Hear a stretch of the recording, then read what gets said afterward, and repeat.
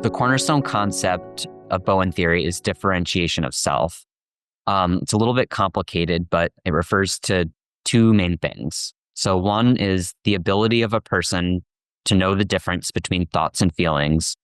And two, the ability of a person to hold on to their own thinking and act in accordance with their beliefs while in contact with important others who may disapprove. It can basically be thought of as emotional maturity. A more highly differentiated person is clear about what they think and acts on their beliefs regardless of emotional pressure. More independent from the emotionality that surrounds them, they are free to pursue life goals and interests and spend less time reacting to their environment or trying to get comfortable. They maintain close, intimate relationships, not needing to distance from others in order to regulate. The competing forces for togetherness and includes a desire to be liked by others, agree with others, or take responsibility for the well-being of others rather than for oneself. Individuals at lower levels of differentiation are more sensitive to approval, rejection, and the expectations of others. They spend more time focusing on the status of their relationships and managing their emotional state. They're less free to pursue goals for self. Their thinking is largely driven by their emotions, not their intellect, even though at times it can sound very logical. The togetherness force tends to dominate for most people, so the effort is always towards being more of a self while relating to others, in particular, one's family. The key here is really while relating to others. Differentiation of self is often misinterpreted as being a rugged individualist, aloof, or unemotional. In contrast, at higher levels, people are free to connect deeply, have intimacy, and experience the full range of emotions, but have a greater ability to choose when to enter and exit these moments. Dr. Michael Kerr wrote, quote, "The ability to be in emotional contact with others, yet still autonomous in one's own emotional functioning, is the essence of the concept of differentiation." And quote, "Differentiation of self is a counterforce that motivates people to take more responsibility for themselves and respect emotional boundaries. For example, not intruding on others and taking over their decision making." Defining a self. So individuals who are better able to maintain self in their relationships have a more stable life course and experience less severe symptoms.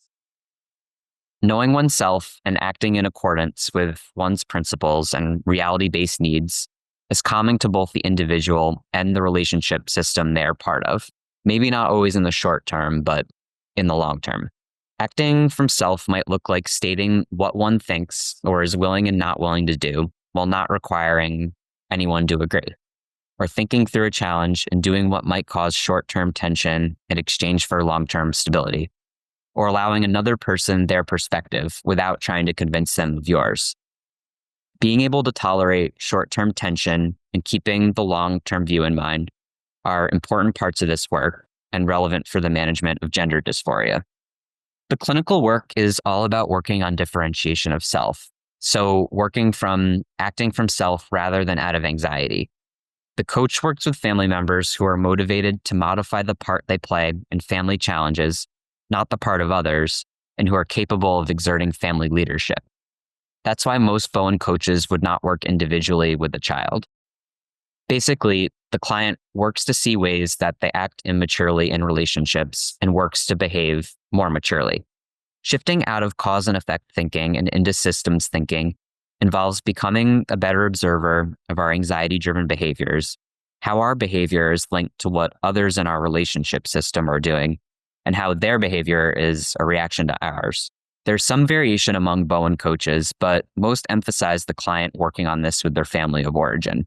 Bowen was trained in psychoanalytic theory, and he believed that working on transference in the original relationships it developed in, the family, could yield more progress than on working on it with the analyst. So to that image there, the therapy effort essentially happens in the area of that green circle in the client's interactions with her family. In order to be effective with clinical families, the Bowen coach must work on differentiation of self in his own family. So therapists training in Bowen theory start with their own families, working to become more informed and objective about its members, how they respond to one another, and one's own position in the family. A coach's work with clinical families improves through his ongoing effort to become more objective about his family and act more maturely and less anxiously in his own relationships. Achieving a broader, more objective perspective on one's own family and being more of a self in those relationships helps the coach view clinical families more objectively and systemically, and to better assist individuals in their effort to be a more responsible family member. Family functioning.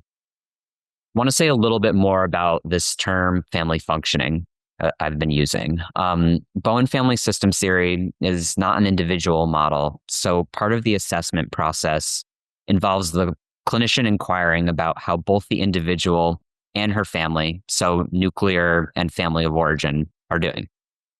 Dr. Daniel Papero identified 5 dimensions of family functioning, which are depicted here, with less mature responses on the left and more mature responses on the right.